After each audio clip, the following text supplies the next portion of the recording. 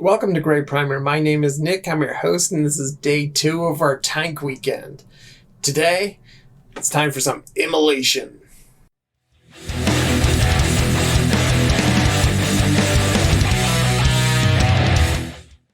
I really should have looked up what Immolator and Immolation stands for. I'm assuming it means something burny and melty.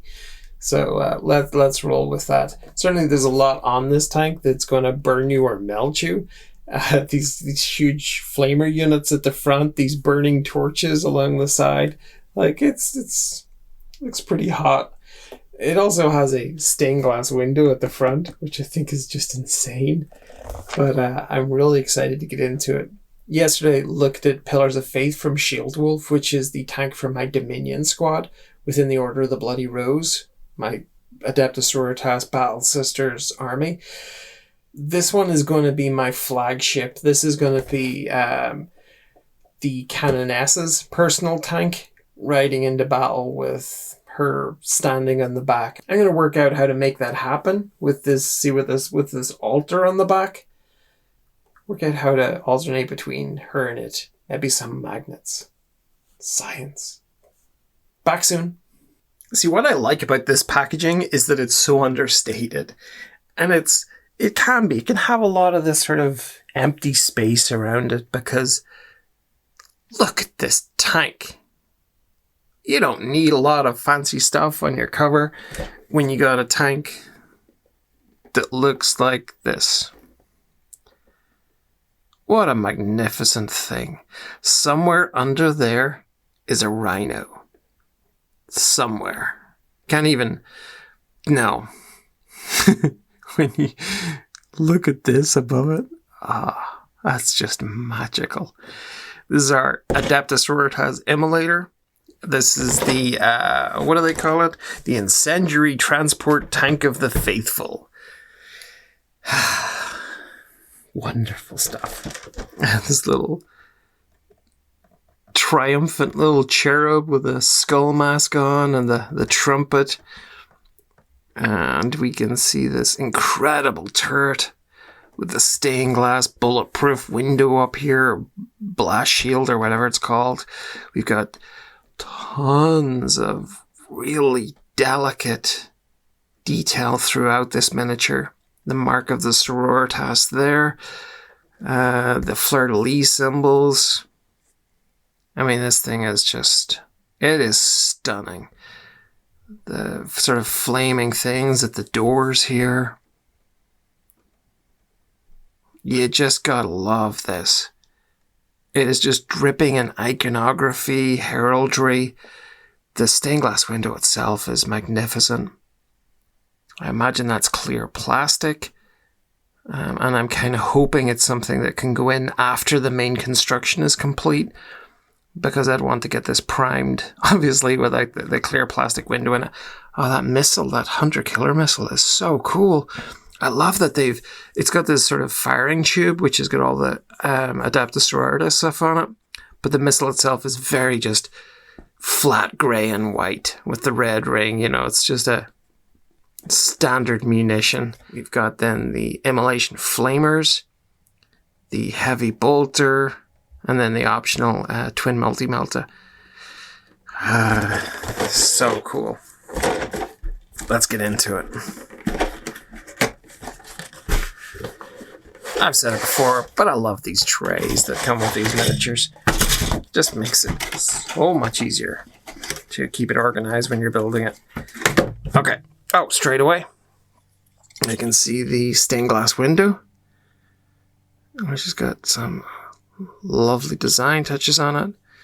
It does have a texture on this side, and texture on both sides. And then these smaller windows either side. I guess that's where the business end of the turret sticks out. That's cracking. Speaking of turrets, here is the main gun platform. You can see half of Adepta Sororitas sitting in the chair. And then some really nice wing details there. Is that off that little sort of floating, flying cherub dude? Well, there's his trumpet and head. With the quality of Games Workshop molds, like, and sculpting, there's not even a surprise anymore.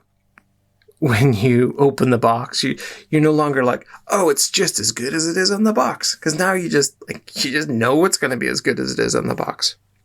They just seem to have their quality control locked down. Okay, that's part of that turret.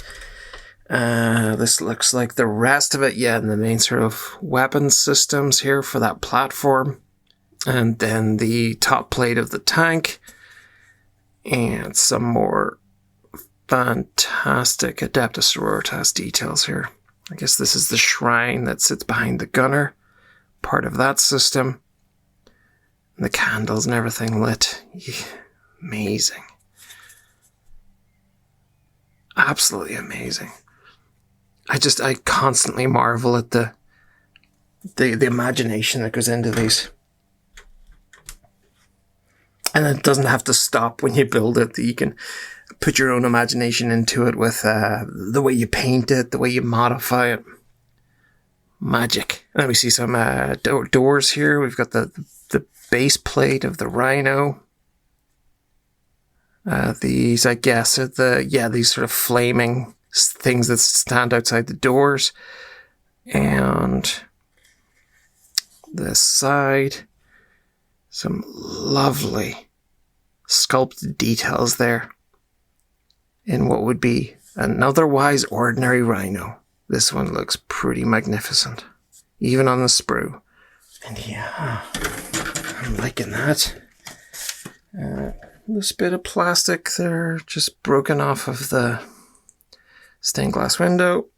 Nothing to worry about. I'm not going to throw it away just now, just in case. Oh, cool. There's a decal sheet in there as well. I'll have a look at that in a second. Now we've got a nicely colored instruction book to show you where all the glue points are. Alternate builds for weapons. Oh man, this is going to be so much fun to put together. Oh, that's kind of cool that they've done that. They've given a close-up image of how they painted the stained glass. Everything here. The actual stats. And then our painting guide at the back. Very nice. Just have a quick look at the decals. So what's kind of nice about this, it shows the different orders. So you don't have to guess. Which I really appreciate that. I'm going to be doing mine. I think it's called the Bloody Rose. Because again, I think they'll look amazing fighting side by side with my blood drinkers. So the red and the gold really appealed to me there. But let's see what we got. Order the Martyred Lady. I got is that Ebon Chalices? I think so. There's the Bloody Rose logo. Sacred Rose is white. We got the Order of the Argent Shroud. Saints and things. We've got some scroll work there. And then different little bits and pieces to personalize your tank. And I guess there'll be a lot of this stuff that you'll be able to use for your sisters as well. Really appreciate that. I wonder, is that a sort of a standard sheet that comes with the other Adepta Sororitas? I don't have any of the others. I have the Immolator here and the Codex, but I haven't bought any of the other sisters' kits. That's something I'm going to do in the future. But let's go get this built, and I will be right back. And here it is. This is the Immolator tank. It is a beautiful bit of kit. There is a lot going on here, a lot of detail. Got the stock Rhino at the bottom here from Adepta Sororitas, but that is not to take anything away from it. This is a completely redesigned Rhino platform, especially for the Sisters of Battle. And as you can see, all these religious icons from the ecclesiarchy, that all comes as stock now with that new Rhino. And it is beautiful throughout. Look at this, the bolter, or the heavy bolter there poking out from this, what looks like a church window at the front. This, church railing type of thing here stuck to the front. That looks lethal. And these sort of flaming torches outside each door. Gorgeous. You got that hunter-killer missile at the back, that one-shot long-range thing. The back door of this is even spectacular with all of these saints and the fleur-de-lis with a skull embedded into it. Just magic. And then, of course, we have the famous stained glass window. And you got these twin heavy flamers poking out either side of that. Just going to take that off to show you the detail in behind. Oh, we got our gunner here sitting on the throne. And that is just stunning stuff. More of these railings at the back. And then we have the altar. So we've got that cool little servitor with his trumpet, and he's chained to this piece of the altar at the side. Now, this is where this gets a little bit custom. So what I wanted to do was have space at the back here. So you can see there's a lot of glue and stuff. So forgive that because this is all going to get primed and stuff. So I wanted to have this altar as a thing I could remove because it needs to be part of a diorama that I wanted to do. It was going to be in a ruined church, and that the Sisters of Battle would be coming in to retrieve it as one of their religious relics. I guess there's the bones of some saint or something inside this thing. But anyway, so I wanted it to be an option of coming into battle without the altar and then being able to leave with the altar attached. I put a couple of magnets inside the body of the tank, and then I built a little extra platform around this with a metal bar inside, filled out the gaps with green stuff. It looks ugly right now because I wanted to show it to you before I primed it.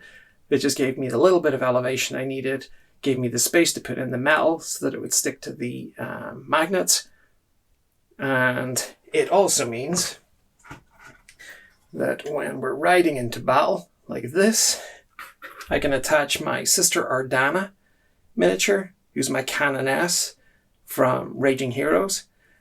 I pop the magnet into the base of her, and she can pop onto the back of the tank there and look over the shoulder of the gunner as we're riding into battle. You can see her, it's just a bit wobbly there. There we go. So that is her riding into battle on the tank with her thunder hammer under her chin. And I thought that made for an incredible kind of image. I thought that would be just so cool having her back there. And then, of course, once they've arrived, she'll be able to make space for the altar to attach, and I guess she can go come back on the return journey inside the backy here. But yeah, that's it. Build-wise, it was an absolute peach. Easy to do. No real problems there whatsoever. The main platform here, I didn't glue it. That's removable. The guns themselves have still got mobility because the turret is not glued. It gives you the ability to rotate it if you were doing photos or whatever of it.